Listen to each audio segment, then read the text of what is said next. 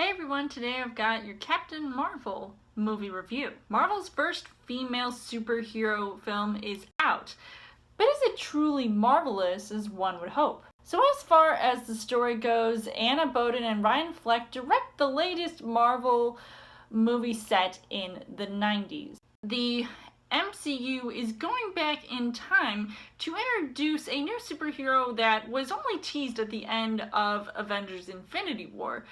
And it shows a woman named Carol who got picked up by a race of aliens and now fights with them throughout the galaxy. While I was expecting some kind of world building going on here, it reminded me a lot of like a Phase 1 Marvel movie would be, which automatically has a lot of generic plot points, elements to it. Of course, it came off very bland. There were times when it felt weird to watch, especially in the beginning of the movie, and I really didn't know exactly what was going on. I was left scratching my head a couple times because it didn't exactly flow properly as far as things going on in the story, and they're going back and forth in time, which is making it almost look like a hot mess. And even though they were trying to go through Carol's backstory throughout the film, that alone didn't make me want to side with her or really care or sympathize with her character, because there were things going on in her life that she felt like she needed to stand up for. With that said, it also came across like it had an agenda that I suspected with the marketing of this movie, being this like pro-woman and how they're trying to stand out above all of the men, and there are a lot of different instances, and I really have to say this, that I'm not trying to be one of those people who is hating this movie, thinking that it has an agenda. It really shows certain scenes that kind of irritated me, especially one where you have Carol who's in the military and she's competing with basically this boys club. On top of that, this movie was released on International Women's Day, so I don't know what could be worse. But Wonder Woman definitely didn't make me feel this irritated.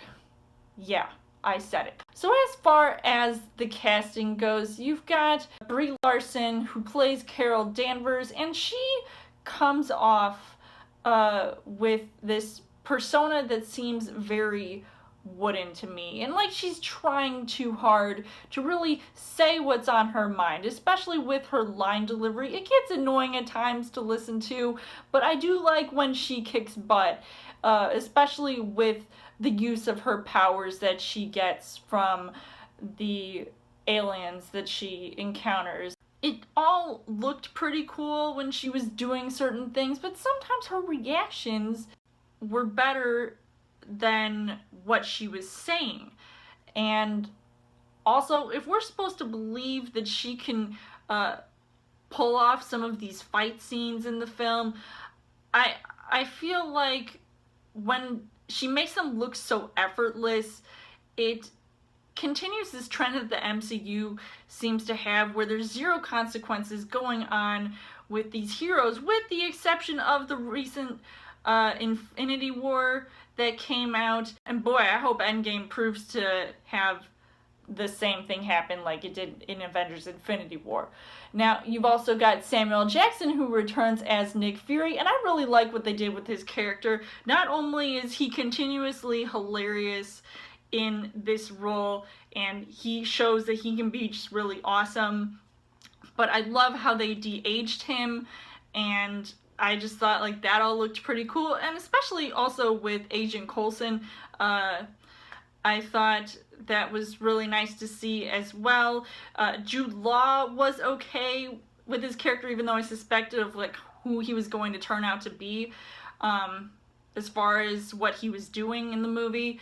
I really thought he was going to have more scenes in this movie than what I saw. Annette Bening, who also I thought did an okay job as Mar-Vell, even though I thought her character was wasted considering how good of an actress she is, but I feel like maybe they do that with a lot of these, older actors. And Leshawna Lynch, who plays Maria Rambeau, who's a friend to Carol Danvers, who is in the military, and I thought like they had some pretty good chemistry and scenes in this movie, as well as Ben Mendelsohn, who was surprising, and it had a lot of hilarious scenes in this movie because he also plays a Skrull. And the rest of the cast unfortunately didn't really impress me, even though I saw a few actors that I am familiar with, and I loved seeing the return of Lee Pace as Ronan, who we first saw in Guardians of the Galaxy, and who could not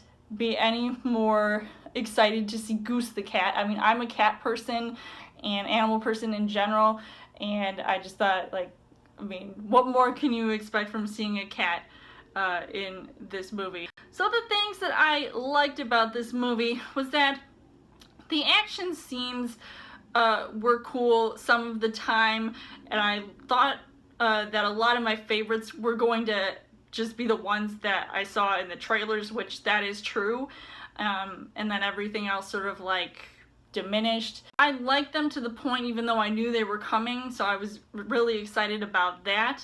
While I don't usually pay attention to a Marvel film score, I definitely feel like I haven't loved one since Black Panther's score, which won an Oscar, but this one also sounded pretty cool.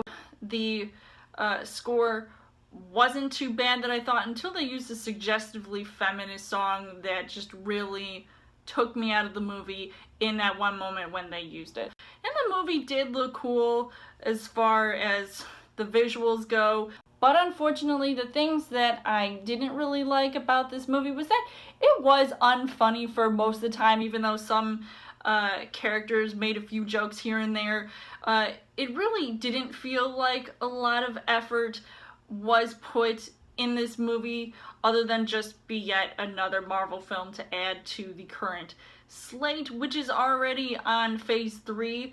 So, you know, it's really hard to tell what direction they were planning on going after this movie was coming out. And besides the fact that it did give us a lot of 90s nostalgia, which I did like because I grew up in the 90s, so I was able to identify and relate to a lot of the things going on in this movie, it didn't feel as detailed as I thought this movie was going to be. So I really felt like that was the reason why a lot of the movie felt very bland and generic as far as the storytelling goes.